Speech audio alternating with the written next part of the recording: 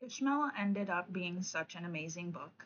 At first, I honestly thought, why am I reading a book about a gorilla? I never expected that by the end of the book, I would be crying over that same gorilla and feeling like I had lost a teacher of my own. What stood out to me is that Ishmael doesn't just tell you what is right or wrong, Quinn teaches the reader in the same way that this ethics course has been taught. Ishmael doesn't hand the narrator all the answers. Instead, he asks questions, creates different scenarios, challenges the way he thinks, and helps him slowly come to his own conclusions. Looking back, I realized that this is exactly what we did in this class. We weren't just given ethical theories to memorize and repeat back, we were given real situations, difficult questions, and different perspectives that push us to think deeper and form our own understanding. By the end of the book, I realized that we were learning the same way the narrator was learning from Ishmael. We weren't being told what to believe, we were being taught how to question, how to think, and how to see the world differently. The last few chapters in the book, the phrase, "Make America Great Again," came to mind a few times because it implies returning to a time when America was supposedly great.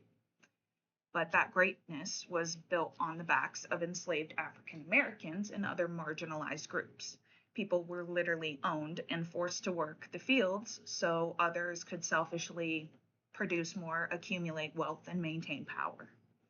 The kind of that kind of greatness reflects the same taker mentality that Ishmael warns about, one that values endless production and dominance over compassion, equality, and shared humanity, which is ironic when looking back at our very first discussion in this class. This book really made me realize we don't seem to know how to live unless someone tells us how. We look to politicians, corporations, influencers, and society to define success instead of asking what actually helps people and communities thrive. Everything becomes about chasing the American dream, and somewhere along the way, we lost the idea that society should be about community, connection, and taking care of one another. Ishmael also made me realize that this mindset doesn't just affect people, it affects the planet.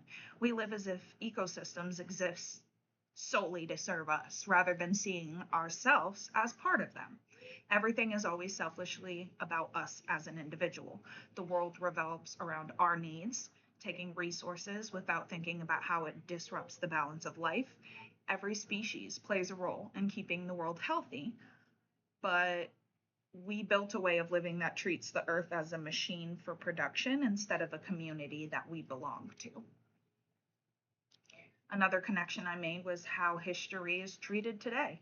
Quinn explains that taker culture loses its cultural memory, and that made me think about current debates over banning books or changing what students learn about in history classes like the Civil War. It makes you wonder what happens when a society decides that certain parts of its history are too uncomfortable to remember or to ever teach about. When we lose our cultural memory, we lose the lessons that came with it.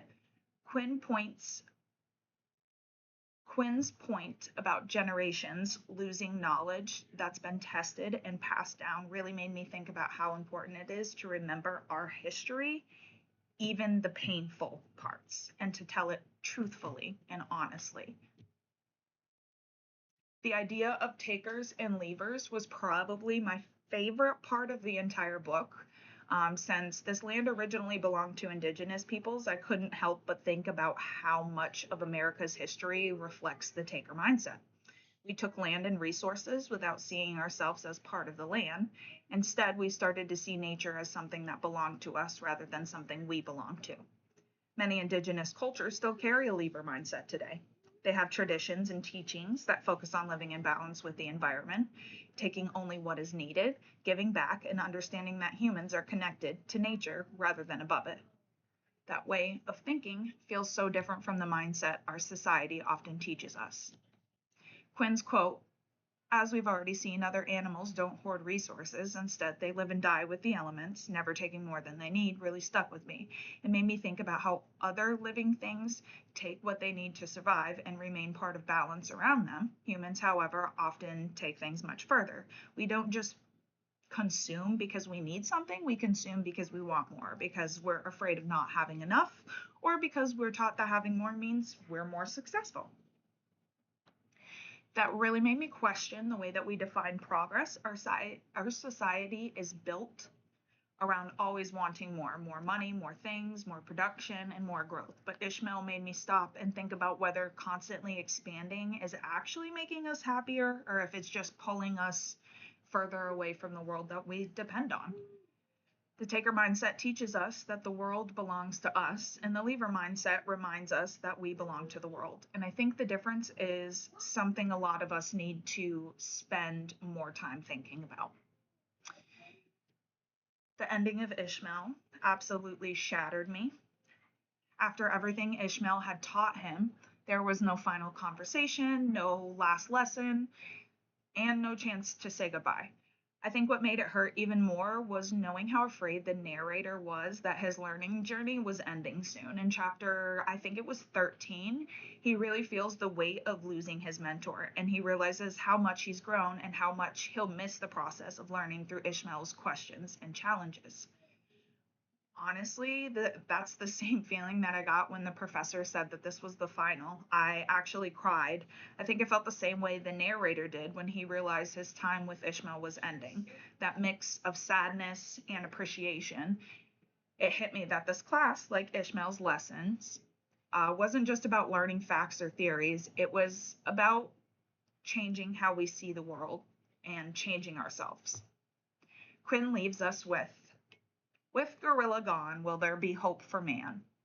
I don't think that this question is only about Ishmael being gone and the hope for the narrator. I think it's also about whether the lessons we learn actually change the way that we live.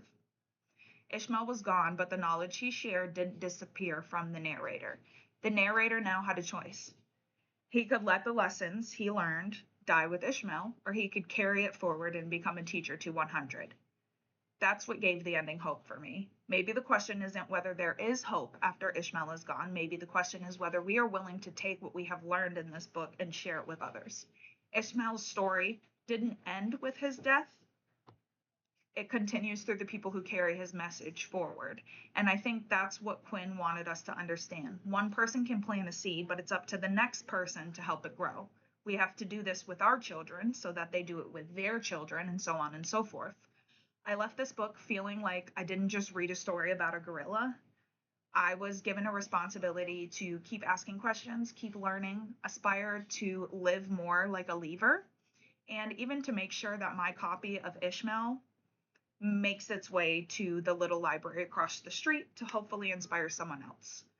This has been an amazing class, and I cannot thank you, Professor, enough for allowing me to be a part of this learning journey.